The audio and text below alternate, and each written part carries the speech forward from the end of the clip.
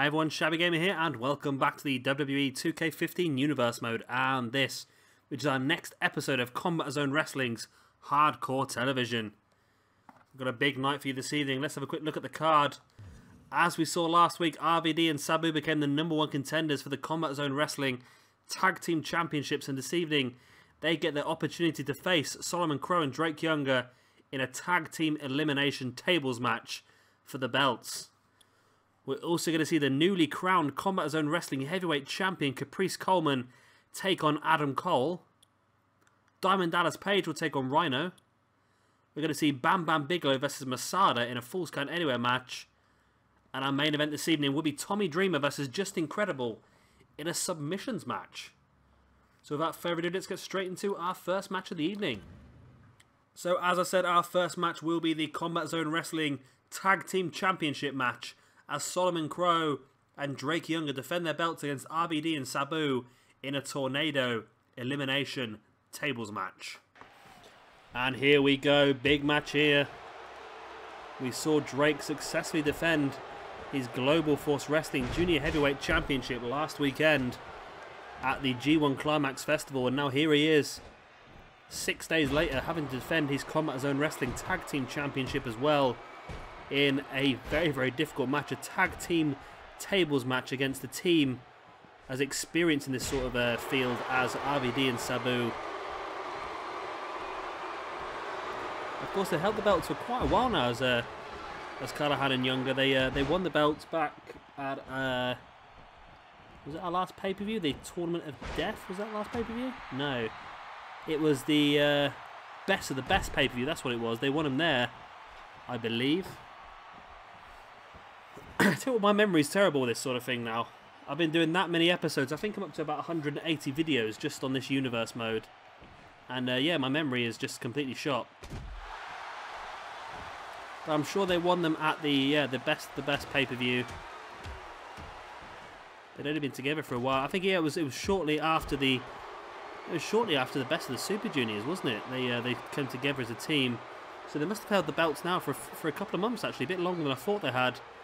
Defended them successfully a few times. They also won the Ring of Honor Tag Team Championships for about an hour. They held them before losing them later on the same evening to Elgin and Brian Cage, the eventual winners of the DDT 4 Festival over in Ring of Honor. So for a short amount of time, Drake Younger was a triple crown champion in this universe mode. Great springboard corkscrew by Sabu, but misses it. And there's a table there just in a mind of its own. As we see Sammy and Drake both set tables up, and you see Sabu and Drake both punched each other at the same time. And they both went a little bit fuzzy. But Drake now taking some control of this match. Drake setting that table up, and we did see a fantastic tables match recently between the Nasty Boys and the Dudley Boys over here in Combat Zone Wrestling. It was fantastic because I think it ended with a superplex through the table, which I thought was a fantastic finish by Brian Knobbs. I was absolutely on my element in that match. I loved it. So hopefully we'll see another fantastic match like that here this evening. Of course, it's elimination, so both members of a team have to be put through tables to lose. And as I said, the team of the Dudley Boys, the Team of Dudley Boys aren't even in this match, but the team of RVD and Sabu are probably a lot more experienced in this type of match. We know Drake Younger and Sami Callihan are no strangers to weaponry in the ring. But you've got to think RVD and Sabu have been doing this now for near on 30 years. And oh. I thought RVD maybe trying to hook Solomon Crowe through that table then. I know I struggle with Solomon Crowe. I call him half something else. You know, I'm like Solomon Crowe, Sami Callihan. I'm not great with names. He's Solomon Crowe now in NXT, but I've just been watching him as Sami Callihan in the indie scene now for such a long time that it's just force of habit, especially in this attire as well. He's wearing his Sami Callihan attire. We'll obviously be having him in our NXT brand for next year on 2K16. I keep calling it next year, and as I've said before, it's only 3 weeks away now, 2K16, but he will be part of our NXT brand there. And again, I've mentioned it in my last video, Attitude Era. I don't know if you watched that as well, but as you may have already noticed, I have switched on crowd noise. I'm hoping that's auditable for you. If you do like that, then please let me know. As I said, it's not something I've had on before. I've managed to switch off commentary and just put the crowd noise on. It's something that I'm thinking of doing mainly for next year for 2K16, considering the I think the crowd do chants in that in next year's game, so make it a bit more entertaining to listen to next year, because I know my commentary is not great. So and I do have a habit of doing this every now and again.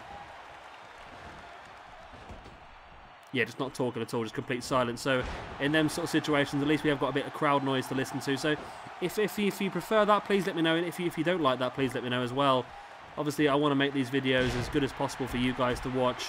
There's no point in me making them if you guys are not enjoying them. So yeah, please let me know your thoughts on that, whether you think it's a good idea or a bad idea. I think it'd be great for 2K16 because, obviously said, we get crowd chants, the likes of Fight Owens Fight and Bray is going to kill you in Suplex City and all them sort of things. So that's going to be quite entertaining. As Sami Callihan, maybe it's not an elimination table match, maybe it's just a tables match, as Sami Callihan eliminates RVD and Drake Younger, and Callihan defends their Tag Team Championships here successfully by putting RVD through a table. I thought it was elimination, but obviously it wasn't. But either way, another great title defense here for the team of Callihan and Younger. And of course, they're going to hold these belts now all the way through to our big finale pay-per-view in about 3 weeks' time. And of course, that is going to be Cage of Death. And we already know the main event for Cage of Death now. It's going to be a 6-man Hell in a Cell match. We're going to see Caprice Coleman defend his title against Chris Hero, Dean Ambrose, Adam Cole, Biff Busick and Ricochet in a 6-man Hell in a Cell match. And now, of course, we also know that Drake Younger and Sami Callihan will be defending the Tag Team Championships there as well. Who they'll be facing against for them Tag Team Championships? Well, I already have penciled in for next week a #1 contenders tournament for the Tag Team title, so be sure to keep an eye out on this channel for that. Probably get loaded next Saturday alongside our Combat Zone Wrestling episode. We've got a lot of teams interested. And our next match is our newly crowned Combat Zone Wrestling Heavyweight Champion Caprice Coleman taking on an ECW guy, Adam Cole.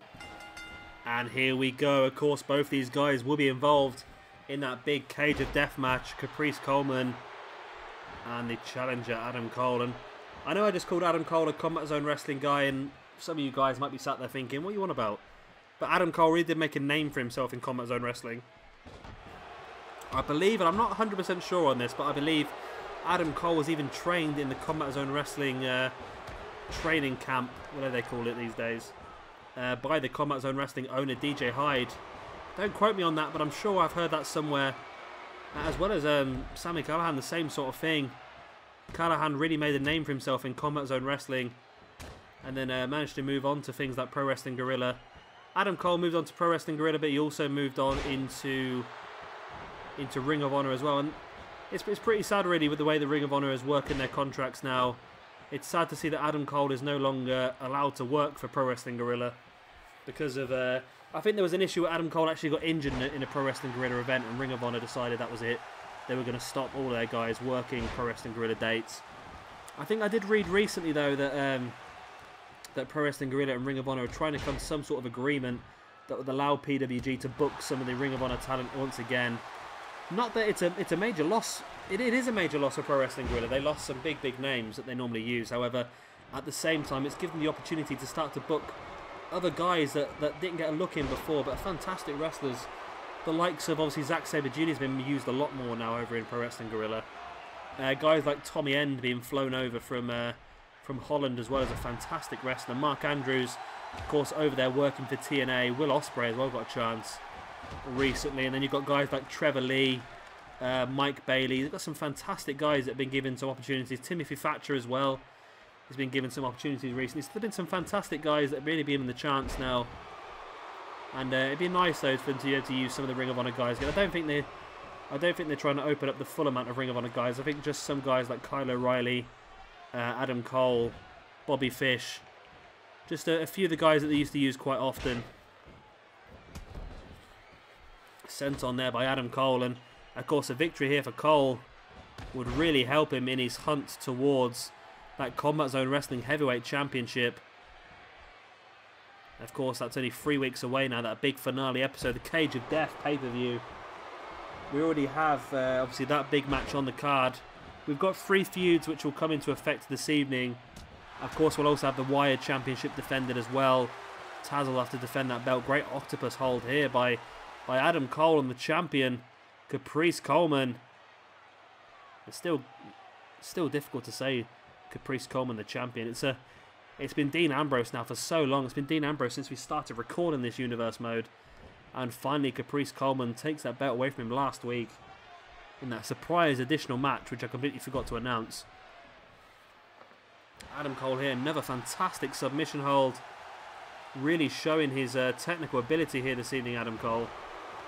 Of course, Callahan and Young will also defend their Tag Team Championships as well. And as I mentioned in the last match, we will be having a #1 contendership match. Sorry, a #1 contendership tournament for them championships next week. So be sure to keep an eye on this channel for that one. It will be uploaded as a separate episode, so we're still going to have our normal Combat Zone Wrestling weekly show. And then we'll have that #1 contenders tournament on top. Probably upload it on the Sunday, so that's going to sound really sad actually, I was about to say. We'll upload it on the Sunday just so the guys have got a chance to rest between the shows.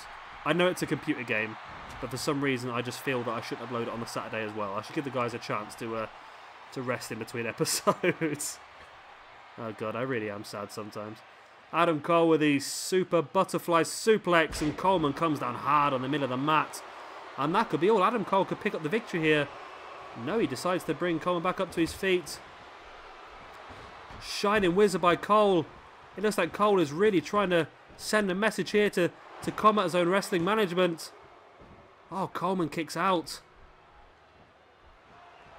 Why didn't Adam Cole pin Coleman after the super butterfly suplex? And I think I made this discovery a few weeks back actually in Ring of Honor, that I should stop having Caprice Coleman versus Adam Cole because it's confusing as hell to commentate on. I'm not doing too bad at the moment, but yeah, it's a tricky one. There's that pull-in neckbreaker by Coleman. We saw that was the beginning of the end last week. Only a 2 count, but we know he likes to follow it up pretty soon afterwards with this move here. The backdrop onto the knees. This is how he won the championship last week against Dean Ambrose. 1, 2, and 3, and Caprice Coleman picks up another huge victory against Adam Cole, proving that last week was not a fluke. Adam Cole is one of the better guys in this universe mode. One of the main eventers in Ring of Honor. And now he has been defeated here again by Caprice Coleman. Coleman is really picking up some huge momentum. Of course, we have that huge 6-man Cage of Death match in 3 weeks' time. And if Coleman continues this form, he is going to be absolutely unbeatable. He used the same finishing manoeuvres he did last week, that pull-in neckbreaker, followed up by the backdrop onto the knees. And Caprice Coleman once again has his hand held high in the middle of this Combat Zone Wrestling ring. And what a great win here for Caprice Coleman. I'm surprised, but at the same time, as the Combat Zone Wrestling Heavyweight Champion, you can never write him off. He's proving here once again that he is the best. And our next match here this evening will be Diamond Dallas Page, DDP, taking on Rhino. And here we go, RVD and Diamond Dallas Page. Don't often see Diamond Dallas Page in singles competition, but this evening is going to be the exception. And of course Rhino, which is probably one of the better cores on the game. Rhino is one of the people I'm surprised has not actually been included in the game. Of course, currently working for NXT, but also I suppose you can call him a legend, I suppose, of WWE. He's one of my favourite wrestlers. I know he has a very checkered background, shall we say. And I think he'll be another one of the guys, as I've said, will be trying to use some utility guys next year. And Rhino is somebody that can work Attitude Era as a hardcore wrestler. He can work Ring of Honor as a normal wrestler, and he can also work for NXT as he is at the moment. So Rhino's another one of them guys that will definitely be a very, very important person to have. Diamond Dallas. I wasn't a massive fan of Diamond Dallas Page at the time, but as time's gone on, I've really developed a liking for him. Especially, I've been doing his DDP yoga, which is a great thing to do. I know a lot of people take the mick out of yoga, but I'll tell you one thing, until you've tried it, you don't realise how difficult it is. I know some people say, oh, it's yoga, you're just stretching. It's not difficult at all, but the DDP stuff it's so painful, some of it, because you are just stretching in some cases, but you're putting yourself in really difficult positions, and then you're having to hold that position for a long time. I think there's one point, in one of the very early sessions that you do, one of the sort of warm-up sessions that tries to build strength, you're in a lunge on both sides of your body for about 5 minutes, and it might not feel like a very difficult position to be in to start with, but after 5 minutes your legs are on absolute fire, and you're just waiting for that moment when he says to step out. So yeah, I've really developed a liking for Diamond Dallas Page. Rhino, I know Rhino has a bit of a checkered personal life, but in the ring I've always found him a very, very fun individual, very intense, and obviously I'm not the only person, because when Rhino debuted in NXT a few months back, oh my god, I watched it live, that episode, and I say I watched it live, I watched it on the network, so it wasn't exactly live because the tapings are a few weeks in advance, aren't they? But I watched it and I didn't know the results, and when I saw the video start for Rhino, I thought, no, it can't be. Just like everyone else in the crowd, everyone in the crowd was looking at each other like, no, this can't be. This can't be. Then all of a sudden Rhino walked out, and the crowd went absolutely mad. So obviously I'm not the only person who likes Rhino. I think out of all the ECW guys, I think when I used to watch ECW, I think one of my favourites was the Sandman, but I think that was the same with everyone. I must have been watching ECW when I was about 13, 14, so seeing the man walking out drinking his beer and smoking his fag, it was quite cool. It was quite different to everybody else, and he was always someone I used to enjoy. The way they put him over as just this absolute badass was really good as well. But as time's developed on, I realised just Sandman was a fantastic personality in wrestling, but he wasn't necessarily a great wrestler. And then you start to appreciate guys like Rhino, Tommy Dreamer, the guys like RVD and Sabu as well, a lot more. Rhino, a great powerbomb and then bridging over the top. Great move there by Rhino, showing his agility. And then DDP showed his strength on Rhino. Great elbow drop there by DDP on Rhino, bringing Rhino back up to his feet. DDP has him up on his shoulders, and there's the slam down there. And there's a bit of a spoiler here for NXT. If you guys who don't want to know, then just skip forward about 30 seconds in this video, because I'm going to tell you something that happened in the tapings last night. So what did happen in the tapings last night was James Storm made his debut in NXT, and I'm not lying to you, that actually happened. As well as Kaylee Ray as well, who's a British, Scottish wrestler actually. As Rhino picks up the free count here of a DDP, and I will continue this discussion into our next match here this evening. But Rhino victorious over Diamond Dallas Page. See DDP here with looks like a reverse Death Valley driver. And there's a belly-to-belly slam. And the free count as Rhino picks up the victory over Diamond Dallas Page. As I said, this is maybe one of the feuds we take forward towards Cage of Death. It may depend also on the number one contenders tag team tournament we're going to have next week. Of course, Diamond Dallas Page and Bam Bam Bigelow will be part of that tournament. So yeah, it'll be interesting to see how it happens there. I've still got a couple of spaces left on that tournament, but I'm going to fill that in as we go forward. Might even make a couple of teams, just like a joker, just like what they've done recently with the Dusty Rhodes Tag Team Invitational. Just make a couple of teams up from guys that are on the roster. And our next match here this evening will be Bam Bam Bigelow taking on Masada in a Falls Count Anywhere match. And here we go, Bam Bam and Masada. Of course, Masada, the former Combat Zone Wrestling Ultraviolet Underground champion, lost that belt a few weeks back to, who was it? Was it Raven, maybe? That's interesting. I will find out for you who that was. I can find out for you now. I've got my other computer running next to me, which is always handy.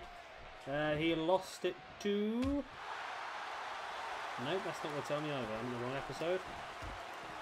What was it, last week? As my phone's going off there in the background, I apologise for that. I seem to have lost it. Who did he lose that belt to? He lost it to...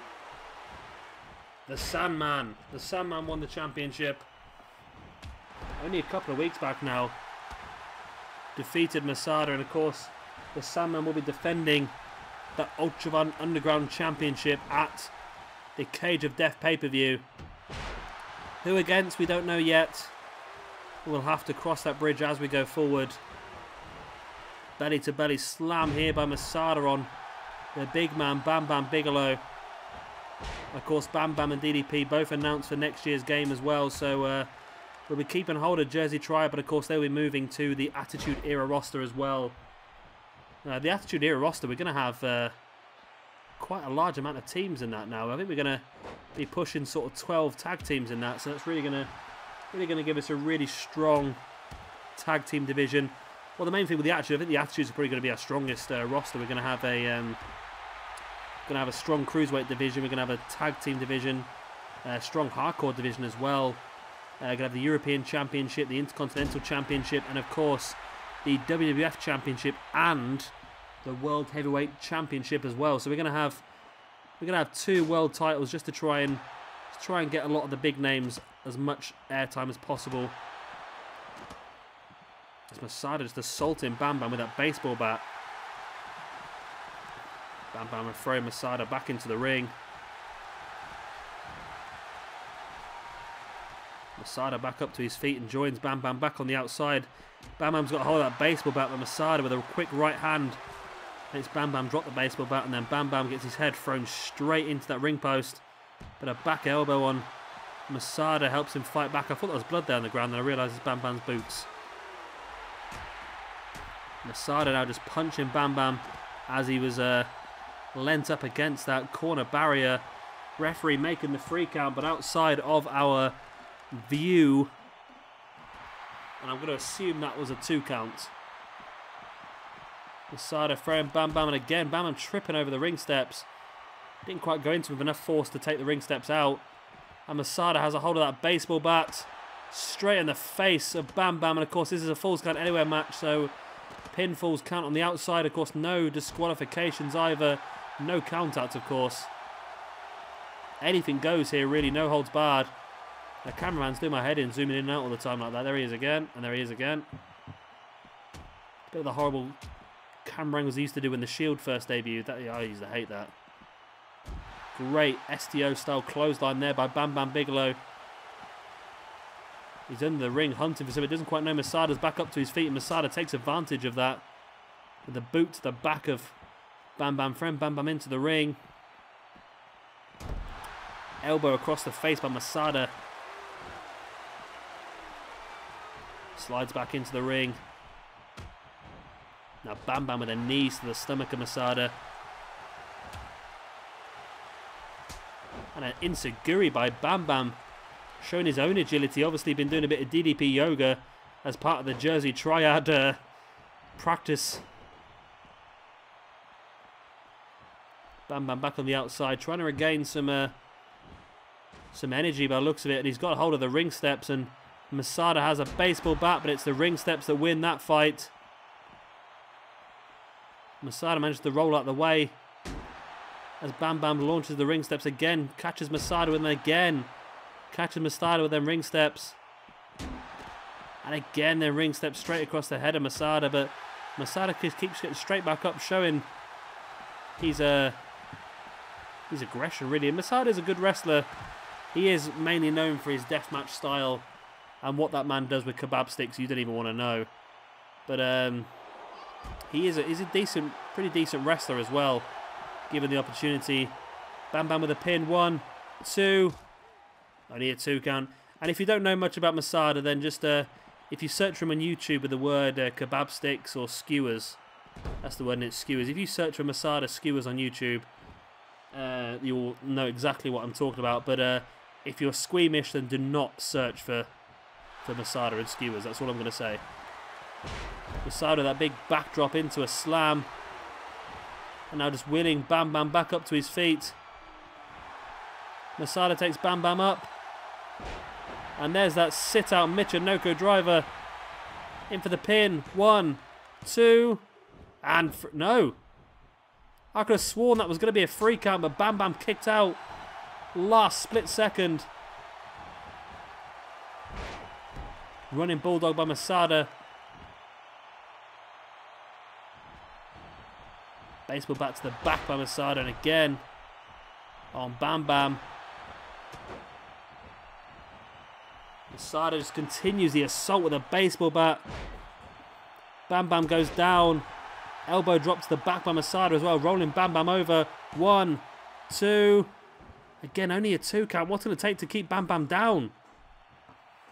Headlock by Bam Bam. Snap suplex on Masada. Bam Bam bringing Masada back up to his feet. What's he going for here? Look, a pedigree, but Masada reverses it into that backdrop.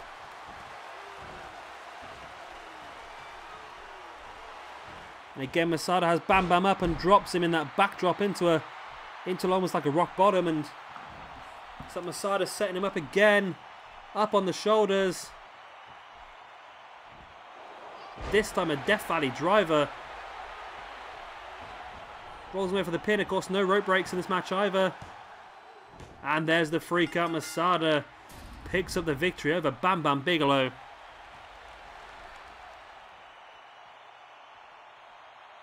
See Masada rolling Bam Bam over there for a pin early on. This was Bam Bam looking like he was going to go for either a pedigree or a butterfly suplex. Neither moves that Bam Bam's pretty well known for. And this is where Masada started to finish it off there. The backdrop into that slam. And then has Bam Bam up and drops him down in that big Death Valley driver. 1, 2, and 3 for Masada, showing that he does have some pretty good wrestling ability. Obviously, he wants to be back in that Ultraviolent Underground Championship picture as well. So everyone, your victor here this evening, Masada. Can he keep building more momentum going forward to Cage of Death? Maybe look at getting himself a Ultraviolent Underground Championship match, or maybe even a return match here against Bam Bam Bigelow. We'll have to see what happens next week on Combat Zone Wrestling's Hardcore Television. And our main event here this evening will be Tommy Dreamer versus Just Incredible in a submissions match. And here we go. And if I sound a little bit out of it, I've just had a bit of an accident. Ow, my leg really hurts now. It's a shame I had to cut that bit out. I always cut the loading screens out, but in the middle of this loading screen, I'm on a computer chair, and for some reason, when I sit on a computer chair, I like to hook my legs underneath me rather than having them out, if that makes sense. And I was on the computer chair, legs underneath me, just swinging back and forth, and I managed to catch the lever of the chair with my heel. Which obviously, when you hit the lever of the chair, it drops the chair down. So I dropped the chair down, and my legs were stuck underneath me, and I could not move. And then I got cramp, and then I had to fall off the chair face first, just to get my legs loose. It was a right mess. You should have seen it. In fact, I'm glad no one saw it, because I looked like a right tit. I really did. And now I still have cramp in my leg, but I'm persevering through just to try and get this episode finished. Of course, we are on a main event here this evening now. Tommy Dreamer has had a very mixed universe mode, should we say. Started off as a tag team, of course, alongside his long-time hero, Terry Funk. Obviously, that all went Pete Tong a few months ago when Dreamer and Funk took on RVD and Sabu in a #1 contendership match for the Tag Team Championships, and partway through that match, Dreamer turned on Terry Funk. That led to a singles feud between Dreamer and Funk. We've not seen Funk since that singles feud, to tell the honest truth. Yeah, and since then he's been sort of on and off. He's had a couple of opportunities. He's won a few matches. He's lost a few matches. He's not exactly set the world alight, and he's going to get another opportunity here. Of course, main eventing Combat Zone Wrestling hardcore television is no easy thing. He got himself and of course the first ever Ultravan Underground champion here in this universe mode. Just incredible. And of course, I did make a bit of a boo-boo in the last match, I've realised. I said that Masada lost the Ultravan Underground Championship recently to the Sandman. I was wrong. Masada lost the Ultravan Underground Championship at the Best of the Best pay-per-view to Jimmy Havoc. And then Jimmy Havoc lost it a couple of weeks back to the Sandman. Headlock here by Tommy Dreamer on Just Incredible. Now following up with the punches. And that big discus lariat to finish it off. Mountain, Just Incredible now, and there's the punches to the face. And of course, again, as I mentioned, both of these guys will be featured on my 2K16 roster. Going to have both guys, of course, in Attitude Era. But Tommy Dreamer is somebody that every now and again I think will make appearances in NXT. A couple of matches here and there. Because I think that's the sort of thing that he will do in real life pretty soon. I think he'll be involved in a few NXT matches. I think he has worked a few NXT live events, especially close to the New York area, where I think he lives in New York, does he? Or of course Philadelphia. I think he does live events in Philadelphia as well, of course, where ECW used to be stationed.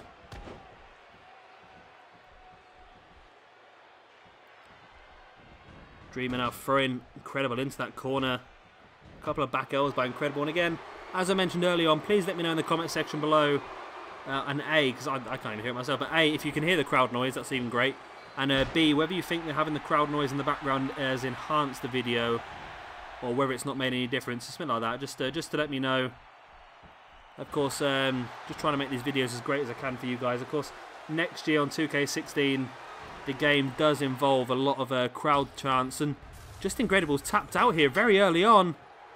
And Tommy Dreamer's victorious, just as I'm talking about crowd chants. Tommy Dreamer picks up the victory with the abdominal stretch over Just Incredible.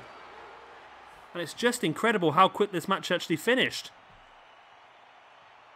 There it is, Dreamer locking in that abdominal stretch, really twisting the body of Incredible, and Justin had to tap out, of course. I suppose the phrase live to fight another day comes to mind. You don't want to injure yourself and be out for too long. We know there's only 3 or 4 weeks left of this universe mode, so any injury could put you out for the rest of it. But still, a victory here for Tommy Dreamer in the main event of hardcore television is really going to help boost him.